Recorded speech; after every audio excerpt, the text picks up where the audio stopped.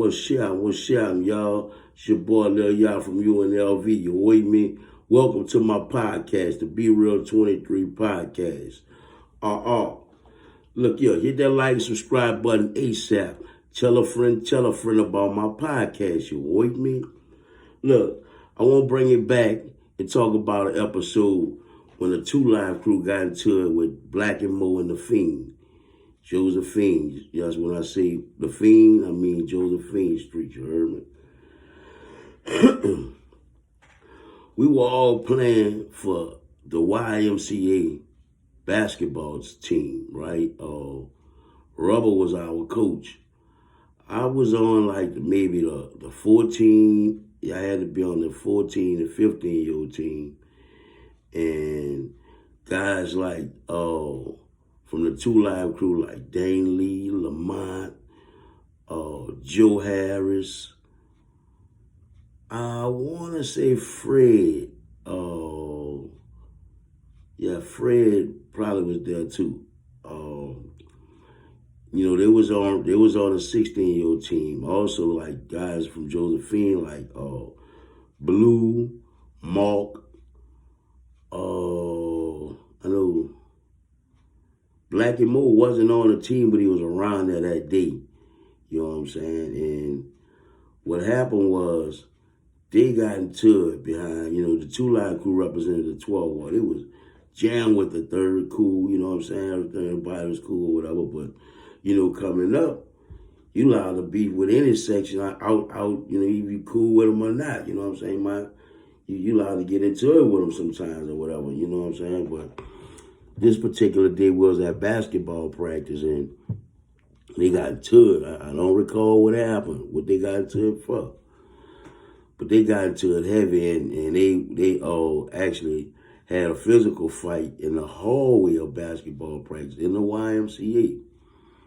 So they was talking about how it was going down after practice or whatever. A few licks was passed or whatever.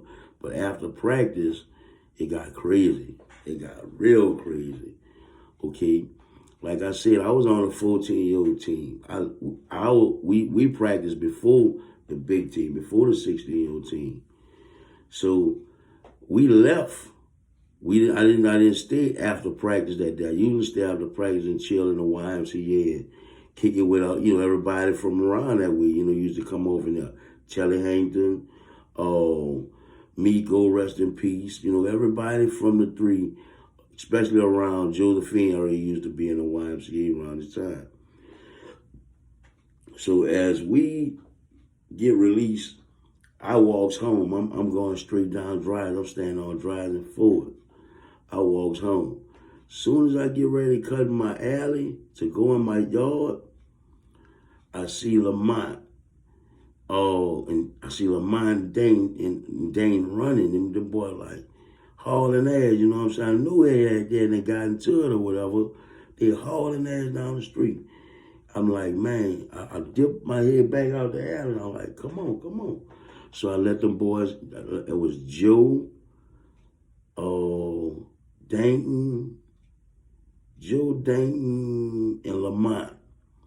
I let them duck off in my house for a minute, you know what I'm saying? I was like, man, I know all these dudes. I'm cool with all of them. You know what I'm saying? I don't want to see nobody lose their life because during this time, they wasn't about to, they had the fort already, like I said. So I'm pretty sure the only reason the Tulane Crew was running because they wasn't strapped. You know what I'm saying? None of them niggas never been scary, from either side. Them boys was about their business, you know what I'm saying? But like I say, Black and Mo come around now. Black and Mo coming with that banger. You know what I'm saying? Them dudes wasn't about to be stupid and try to, fight and knowing Black and Mo got that steel, you dig? So let them boys in the crib, let them stay for like maybe an hour or two, man.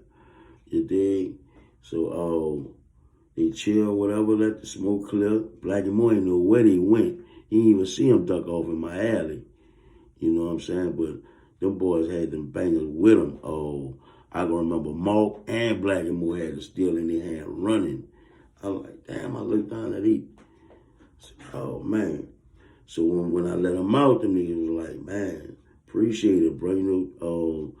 I went to school. I was going to school with the Tulane Crew at that time. And it was like, man, appreciate what you did, though. That was real. You know what I'm saying? But that shit was crazy. Like I said, to this day, all them dudes I still fuck with all of them. And I'm glad that they still ain't that wall behind that bullshit. You know what I'm saying? Because it was some team petty shit that had to went on, I'm pretty sure, when it was over. Dane was known for, holding his crew down. He basically ran a Tulane Crew, well respected to this day. How Black and Mo was for sure a stepper, you know what I'm saying, well respected. So when they clashed, that shit was like, yeah, damn. You dig? But nevertheless, needless to say, them boys came back to practice from the Tulane Crew. They ain't stopped going in the third wall for practice. Dayton, if he wanted to stop playing, Rubber wasn't gonna let him stop. He was like the star of the team. You know what I'm saying? So Rubber wasn't gonna let Dayton stop coming. And I'm pretty sure when the boys came back, they brought them things with them, until they was able to squash it, and it was cool because, basketball season kept going. It ain't stopped just because they had that beef that day. Man, those were the days. The fucking days, man, for real, for real. What else I can remember about that day? I'm trying to think, y'all. Yeah, rest in peace, Blue. Blue was there. Mark, rest in peace, Mark. Most of those guys, deceased right now. The Tulane Crew, they still alive, still moving around. That talked to Dayton not too long, probably like 6 months ago. Lamont, I think he moved out of town somewhere. But yeah, man, that was a Tulane Crew. I always say the Tulane Crew because that was them boys I used to call them. It was the Tulane Crew. But I used to call them the Tulane Crew. It sounds, similar like or whatever. Just fucking with them. Yeah, man, Fred. They had some knockout artists too in the Tulane Crew. Like, I can remember Fred, a dog with the hands, man. Fred was a knockout artist. If y'all remember Fred went to Con, I think Fred live in South Carolina, Atlanta right now somewhere. Shouts out to Fred, man. Dane was known for them dogs too. A lot of them boys, Eugene, man, rest in peace, Eugene. That was a live wire click. Who else ran? Look, Pee Wee, rest in peace, Pee Wee. Pee Wee wasn't like as physical, he wasn't on the physical end with the Tulane Crew, but he ran with him. If something was going to go down and he was with him, he was going in that water with him. Who else the Tulane Crew had, man? Lamont, good football playing ass nigga. And a lot of the people from the Tulane Crew used to play sandlot football with us too against the St. Thomas. But when we played Josephine, the Tulane Crew ain't used to play. They ain't used to join us. It just used to be our hood playing against Josephine. I spoke on the sandlot football and, all that stemmed from Van Mac too. You know what I'm saying? Van Mac and the YMCA. When they say Central City, all us was Central City gangsters. For real, for real. If you wasn't in Van Mac Park playing sandlot football, you can't consider yourself a Crescent City gangster, straight up. You had to. Talking about with no uniforms on. Like I said, when we played with the 12-0, when we teamed up with the 12-0, we'll put on, it was uniforms and going to play like almost organized ball. You know what I'm saying? We're going to play the St. Thomas and, different other little sections that probably wanted to play. But Van Mac was different. It was different. It was totally different. Man, I can remember getting my eyes, coming home with black eyes many days playing tackle with no helmet on. I tackle somebody and I hit them low and their knee hit me in my eye. That shit happened twice. I had a big ass black eye from that shit, man. Twice. Yeah, dog. We come up having fun like a motherfucker. You know what I'm saying? Even though niggas, a fight always broke out. Somebody always end up having a fight. But that's what it was, you know. You wasn't hearing about, you know, every time a nigga fight, somebody getting killed up. Nigga wasn't fighting, nigga was just up in that line. Nah, a gun wasn't part of our outfits when we was coming up, you know, for real. Yeah. Tulane Crew. Yeah, man. Shouts out to Josephine too, man. Shouts out Pussy. You already know, nigga. This was young, real young during this time, but he was around. He could tell you about the YMCA days and, you know what I'm saying, him, Cup, rest in peace, Cup. Black Troy, Miko, rest in peace. Josephine, man, Black and Mo, Derek, Lonnie, man, Maceo. Maceo ain't never played ball with us, but he was in that park. He could tell you some else. I'm pretty sure, because I don't remember him playing ball, not football. We used to also play basketball in Van Mac Park.